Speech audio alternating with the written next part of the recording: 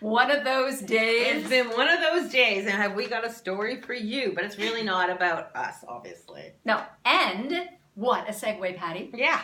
Because the stories that you tell to potential clients, whether it is on your website, in copy, or in person when you're having a conversation with somebody who might be a good client, it's not really about you at all, right?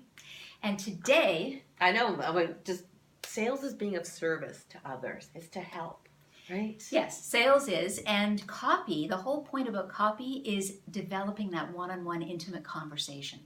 That's how you're going to connect with people. That's how you're going to eventually, become someone who they hire, is because it's all about building that relationship, and it starts with that conversation. And that conversation usually has to do with story. But today, and this is a huge topic, oh my God. Yeah, oh my God, story. You didn't realize how many stories we can say about stories. Yes. So today, we're going to focus on a very narrow niche, but go a little deeper. Yeah, and this is, I teach people how to write about pages, and of course I do it for clients on their websites. And the very first thing that you want to think about, and that we're going to zero in on today, is the hook. The hook. And this is... Now I only have 11 hairs. Oh my God. The hook. Not the shepherd's hook to get her off stage and stop talking, but no, the other hook. We both have a shepherd's hook, just so you know. But the thing is, what you want to do is you want to get their attention, because we all know, it's half of a gnat that we have the attention span of these days, right?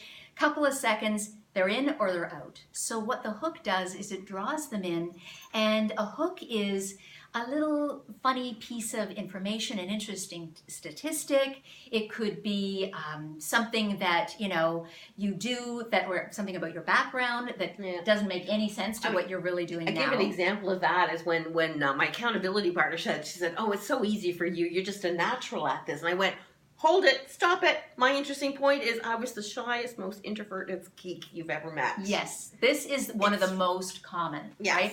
Because a lot of us, we either are, the story where we always had the knack, or maybe we kind of bumbled our way and ended up where we are, and it just was nothing anyone put money on. Decades of experience. And guess what? Anybody can get good if you keep practicing it. Yes. And that's where the money was. Yes. So that was a great motivation. So another example is somebody who had gone to one of my workshops on About Pages, and he has a very, very successful business doing what's called the Pit Crew Challenge. You can look this up. It's amazing. They actually bring in a race car, and I don't know what kind of race car it is, but we can tell you where you can look it up. It's a fast one. It's a fast one. Anyway, it's all about teamwork. And they literally have this car. So he was at one of my workshops, and he said, "I don't know why I waited so long to do my About page, because I followed what you were teaching. And in fact, the hook," he said, "actually brought him an amazing lead. Because, believe it or not, this guy who trades in cars and so on, he hated race car stuff when he was a kid. He used to have to sit there while his dad watched these races on television. And lo and behold, he ends up doing it as a business." Mm-hmm. So it's not really a bait and switch, but it's more, something you never would have expected. Well, it's like never say never, in my opinion, is it? What you just said is that you never say, you think, "Oh, like I'll never be a farmer." And my book's called The Accidental Farmer. Yeah. So never say never, because you go, what you might have hated in your, being in sales is the least, and being a public speaker was never, ever. Exactly, right? Now, there's lots of other ways that you can use, other things you can use for a hook, and I'm going to put a little list down below. But that's one. Think about that. Is there something that, you do differently now than you would have done before? You never thought you would have been where you are? Is there an interesting statistic that you could put there?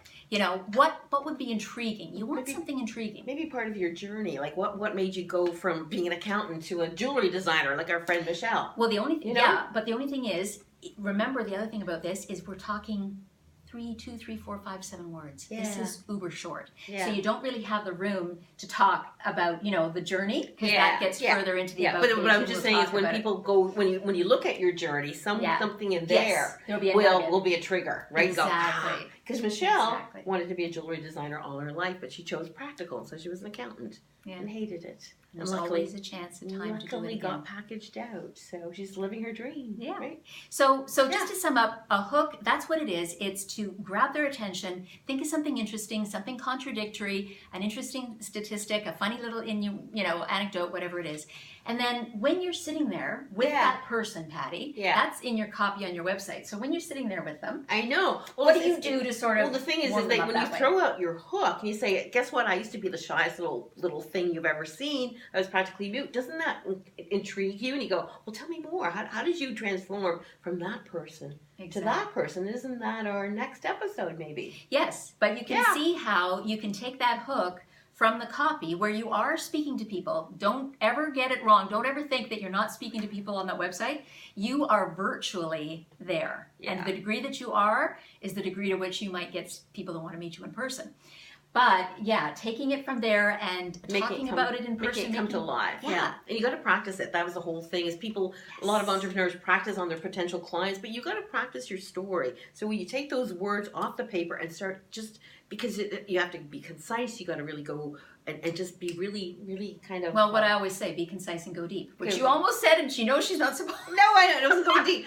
Be concise and just, say little. No, just say a little. Less is more. Less is more, right? Yeah. But always think your story is not about you, it's about them.